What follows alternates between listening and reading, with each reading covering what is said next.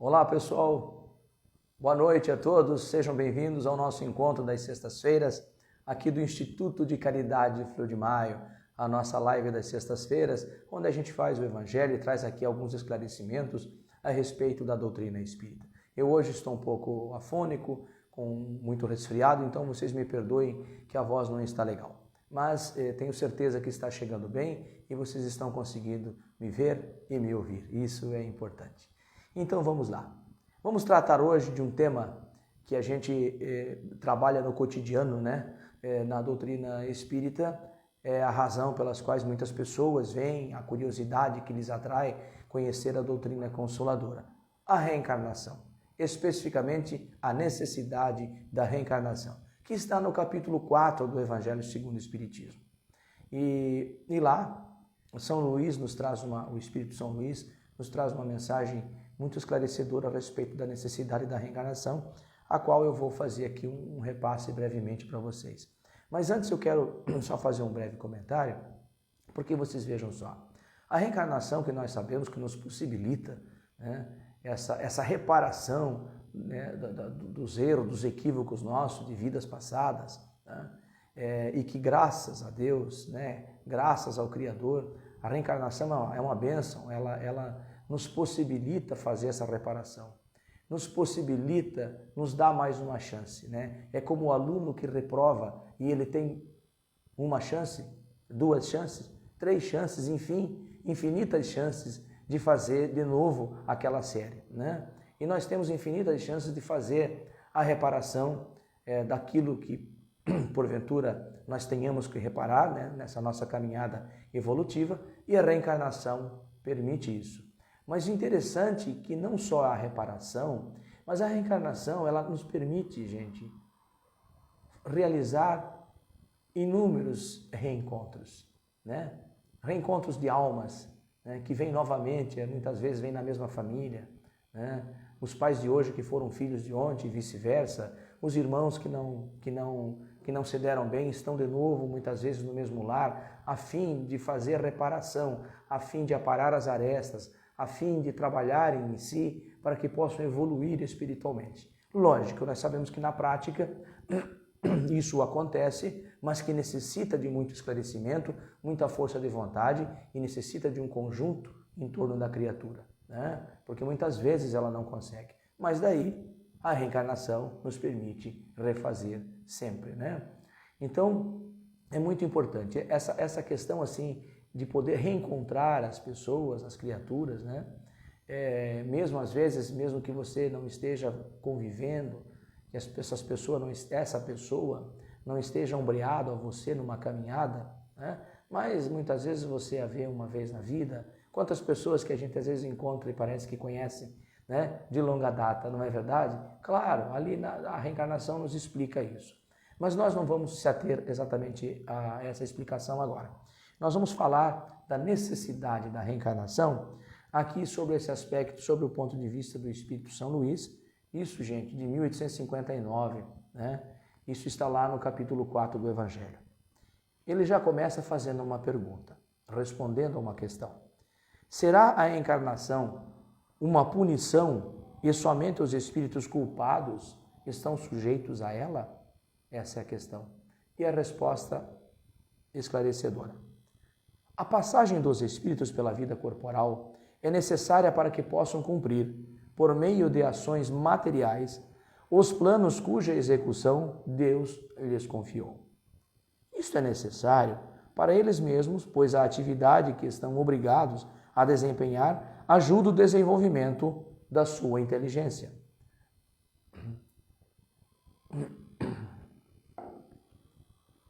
Deus, sendo soberanamente justo, considera igualmente todos os seus filhos. Deus não faz distinção entre os seus filhos, né? Pela sua justiça, ele considera todos iguais.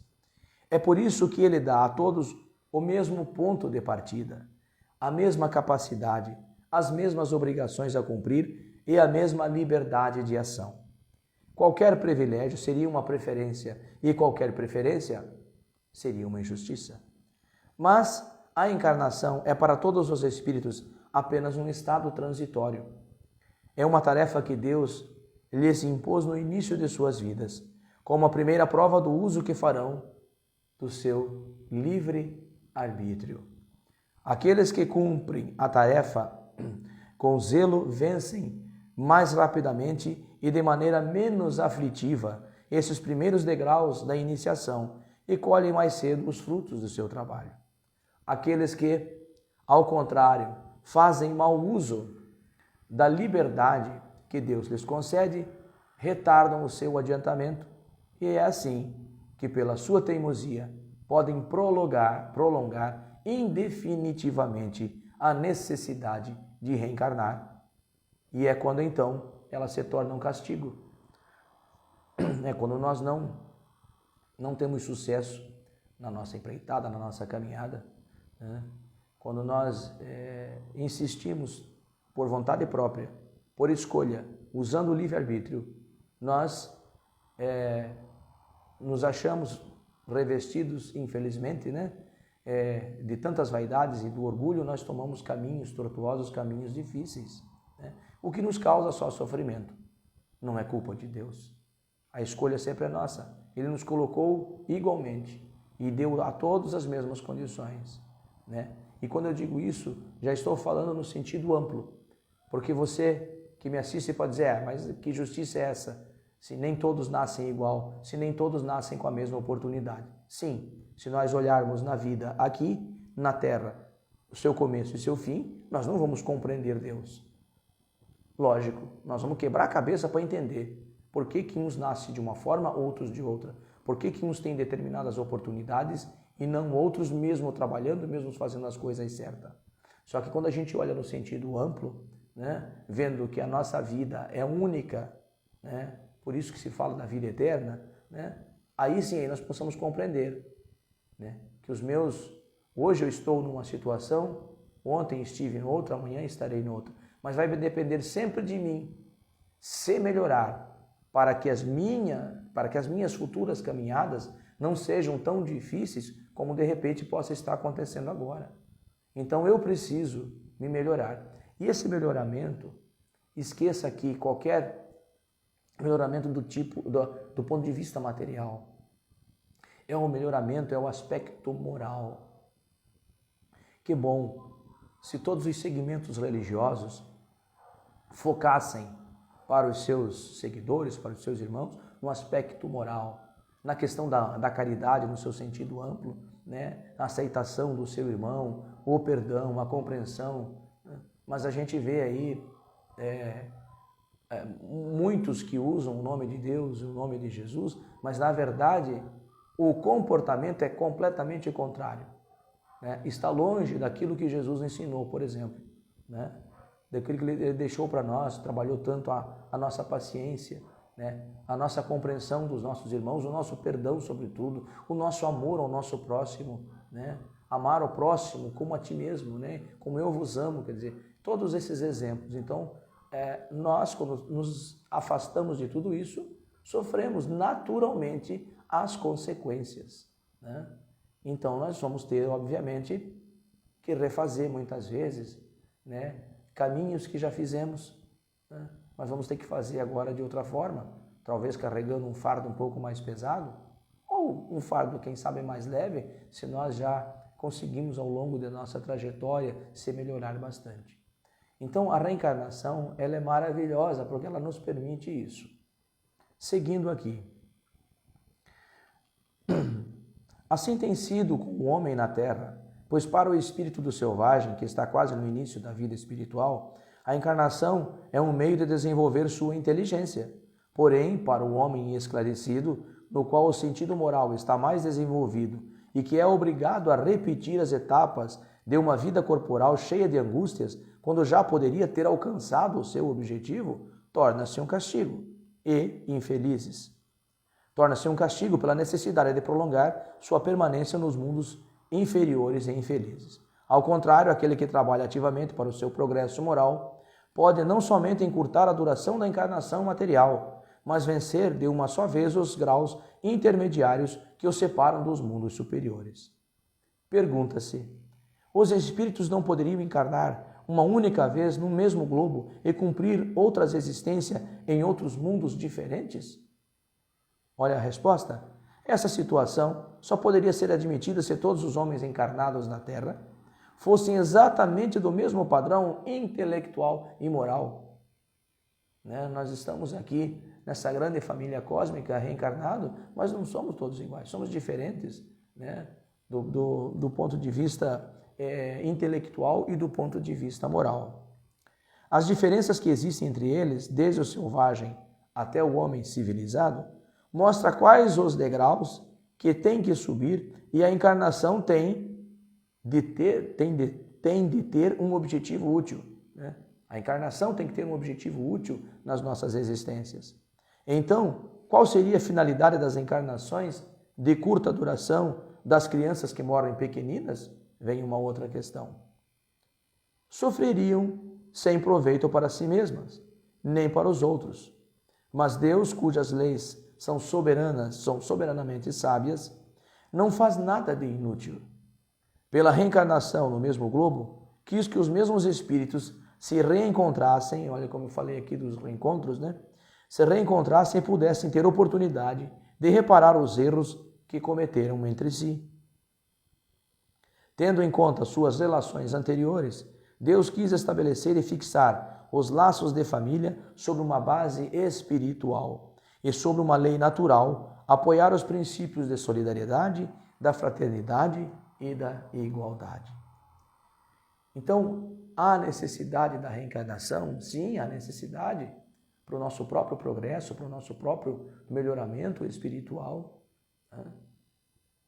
Imagine se nós não tivéssemos as oportunidades de se corrigir, de refazer, de reencontrar, de pedir perdão, de abraçar de novo, de amar.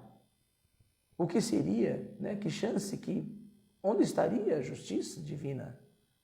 Ela está aqui, quando ela permite, quando Deus nos coloca, primeiro que nos colocou nesta casa, a Mãe Terra.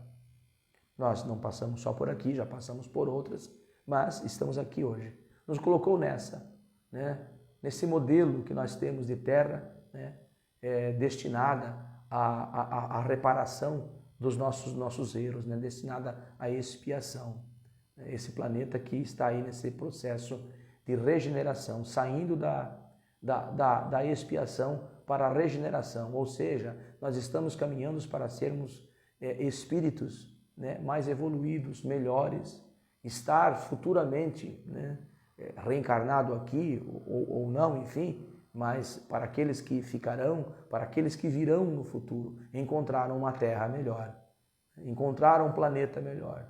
Por isso que se trabalha tanto, e a doutrina cristã trabalha nesse sentido, para tentar colocar sempre o homem, faz essa ligação com o homem a Deus, lembrando o homem do Criador, que ele não existe do nada, porque o nada não existe, mas ele foi criado por uma força maior, por uma energia soberana, o que nós chamamos de Deus.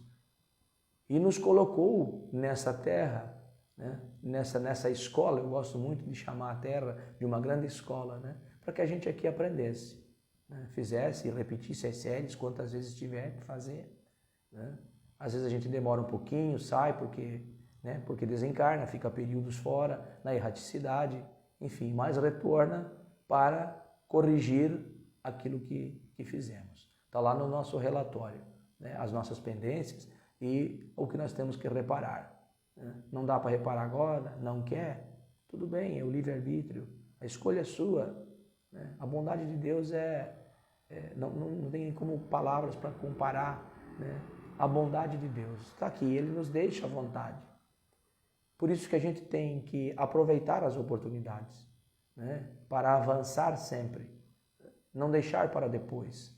Eu já ouvi gente falando, mas se tem possibilidades de reencarnar várias vezes, por que então que eu vou me preocupar e me corrigir em determinada coisa agora aqui? Deixa para outra. Não faça assim. Talvez as oportunidades da outra vida não seja semelhante a essa, ou seja mais dura, mais castigada.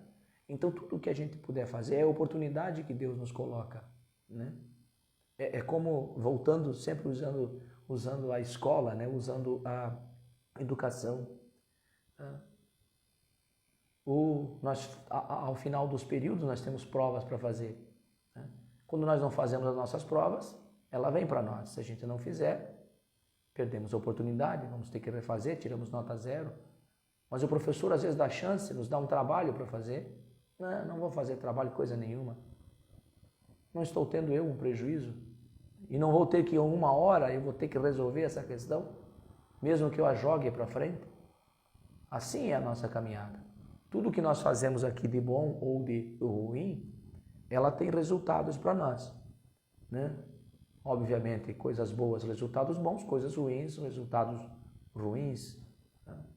Mas tudo tem resultado e tudo parte das nossas escolhas que nós fazemos diariamente, desde que acordamos até vivemos sempre fazendo escolhas e escolhas, né? Utilizando aquilo que Deus nos deu de livre-arbítrio, a liberdade de escolher. Então vamos fazer bom uso dessa liberdade e vamos utilizar, né, a reencarnação que nós estamos vivendo agora para a gente se melhorar do ponto de vista moral, enquanto espíritos que somos, né, almas agora aqui, né, reencarnadas. Vamos aproveitar as oportunidades. Não é fácil, claro que não é. Defeitos todos nós temos, dos mais variados, mas quando a gente tem consciência e tenta se melhorar, nós estamos vencendo. Quando a gente tenta se melhorar, a gente está vencendo. Agora, quando você, como diz o outro, jogou a toalha porque, né, aí fica difícil, né? Aí não há, entre aspas, né, não há Deus que te tire da situação, porque Ele te dá a liberdade. Ele não vem aqui para te fazer as coisas por você. Que sentido teria? É para você fazer, para você aprender. Então vamos aprender, né? Então vamos olhar com carinho esse nosso período reencarnatório aqui na Terra e vamos fazer sempre o melhor. A cada dia o melhor que a gente puder fazer por nós e por aquele outro que está ao nosso lado. Quem é esse outro? Nosso companheiro, companheira, nossos filhos, nossos amigos, muitos que convivem conosco no dia a dia, outros nem sempre. Todos nós, é uma grande família, né? A gente se encontra todo dia e tem aqueles que a gente se encontra lá uma vez ou outra. Enfim, tudo tem uma razão de ser. Tá? Então, meus queridos, espero terem gostado. Capítulo 4, ninguém pode ver o reino de Deus se não nascer de novo. Tá? É lá que está, que fala da necessidade da reencarnação, o Espírito São Luís, que eu trouxe agora. Tá bom? Eu agradeço a atenção de todos e espero que a gente se reencontre em breve em mais um evangelho, em mais uma live aqui do Instituto de Caridade Flor de Maio. Elevemos o nosso pensamento nesse instante ao nosso Deus, ao nosso Pai de amor e bondade, lembrando da figura do Mestre Jesus, esse exemplo de amor e caridade, e que as nossas orações, que os nossos sentimentos de paz, de amor, de perdão, possam ser utilizados pela espiritualidade, para que ela possa transmutar essa energia, utilizando para aqueles irmãos necessitados, muito mais necessitados que nós, porque todos somos necessitados, mas aqueles irmãozinhos que estejam nesse instante passando por dificuldade, seja lá onde estiverem.